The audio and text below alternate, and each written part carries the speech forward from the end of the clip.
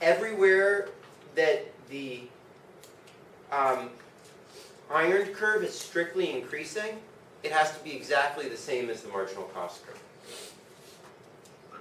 And everywhere where they're different from one another has to be some interval over which the marginal cost curve was, for some portion of it, declining rather than increasing. And these regions are called ironing regions. And the average value of the marginal cost and the iron marginal cost have to be the same over these regions.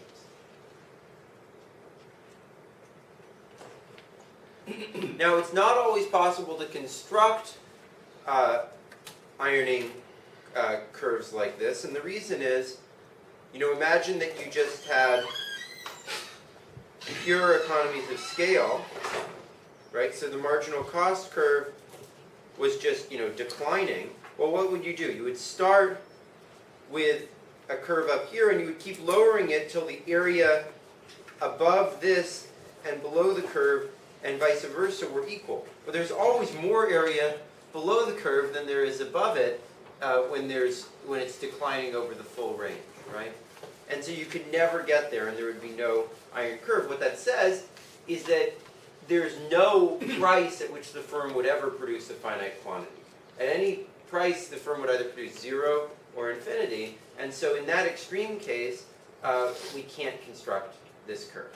But in most other cases, it is possible to construct an iron curve. So either it's possible to construct an iron curve, or the firm is going to behave in some really crazy way, like either producing zero or producing infinity.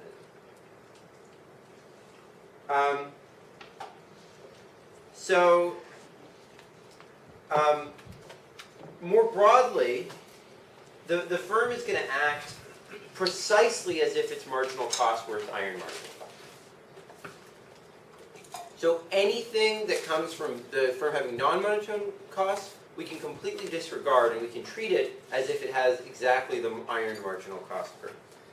And so this is the sense in which the law of decreasing returns, that marginal costs increase, is not really just a property of the technology, but is really just comes directly out of the firm's optimization.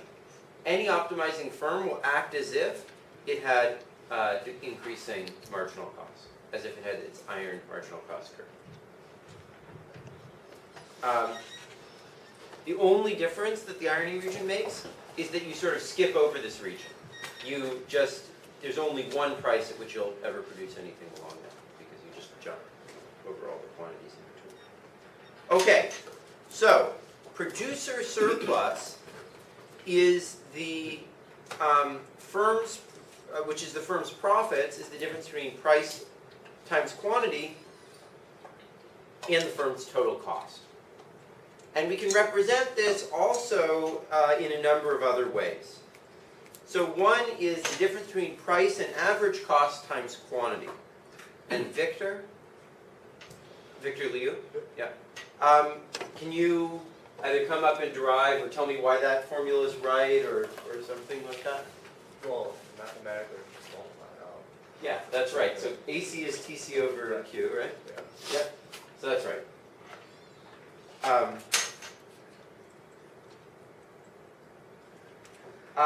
It's also the area between the price and the ironed marginal cost curve, or the unironed marginal cost curve.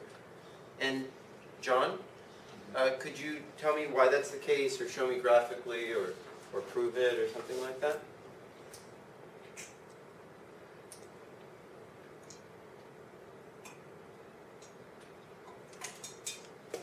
Sure. So what is the area underneath the marginal cost curve?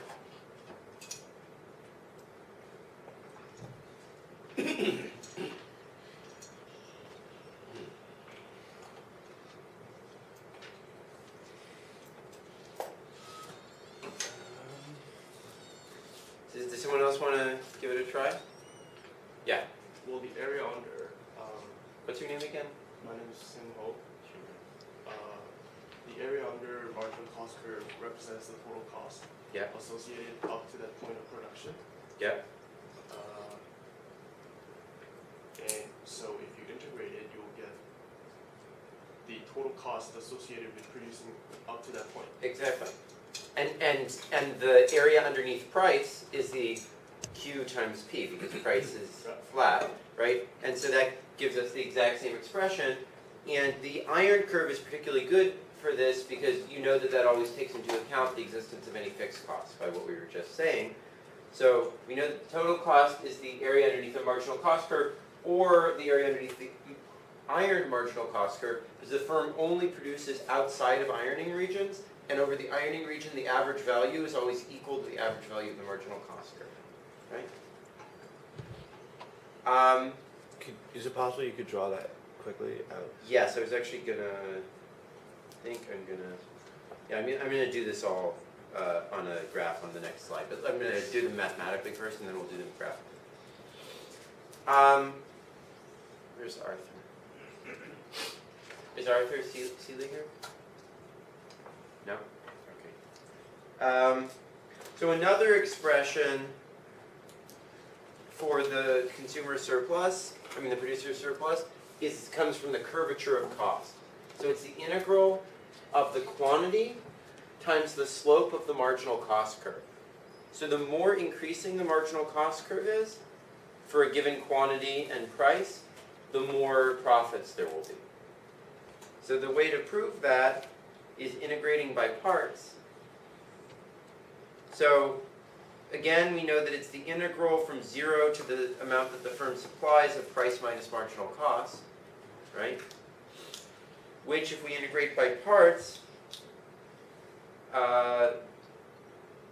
by taking the derivative of marginal cost and the integral of 1, right, with respect to price, gives us, this with respect to quantity, gives us this term here as the integral term, and this term as the two integrating terms, right? And then the second term is just the supply times the difference between price and marginal cost at that supply. We know that price equals marginal cost at the optimum, so we know that this term is 0 at the top, and we know that it's 0 at the bottom because the quantity is 0 at the bottom, right? And so only the first term remains, and we get that expression. What's S and P? Sorry. The supply function as a function of price. So the more decreasing our returns to scale, the more increasing our costs for a given production, the firm will make more profits. That's a really important principle to remember, and it will show up a lot in the course. What? Sorry. Another expression is the area between the y-axis and the supply curve. And Victor got one, right? Glen. Can you prove mathematically, or show me graphically, or tell me why this is correct? So SP is the supply curve, right? And you can use these past facts as a hint. Okay.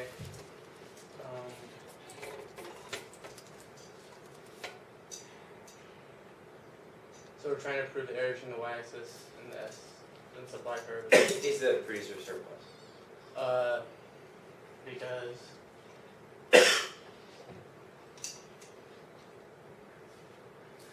Okay. That's fine. Does anyone else want to give it a try? Yeah. I mean, would that be similar to saying under the marginal cost curve, the area under there, because the supply curve is the marginal cost curve? I don't know.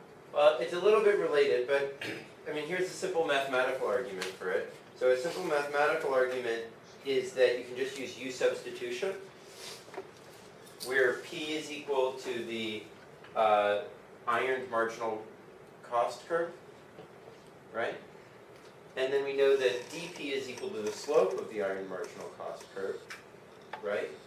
And then we can just substitute that in to this expression here, right? And, sorry, this should have been the iron marginal cost curve here, but it's the same thing. But anyways, you substitute this into there, right? And then you get the integral from when quantity is equal to 0, price is equal to the minimum price at which the firm produces in the market. The maximum is equal to the equilibrium price, P, and that's exactly the area between the supply curve and the demand and the y-axis. So you take this and you say that's from the entry price to the equilibrium price of the supply curve, right? So it's just literally just flipping the axes using U substitution. Okay, so let me show you all of these on graphs. So I'll just do a very simple case. Imagine we just have a marginal cost curve like that, right? So, and then we've got price, which is here. The first expression was the marginal cost curve, sorry, the price minus average cost, which you can't even really show that graphically. I haven't drawn the average cost curve, but if I drew the average cost curve, it would be the same. Then if we say it's the area between price and marginal cost, well, that's exactly this area here, right? Which is the same as the area between the y-axis and the supply curve, which is the same as integrating along the x-axis at the rate at which the marginal cost curve increases, MC prime, the current quantity, right? So all of those things are equivalent to one another. And they all give you sort of slightly different ways of thinking about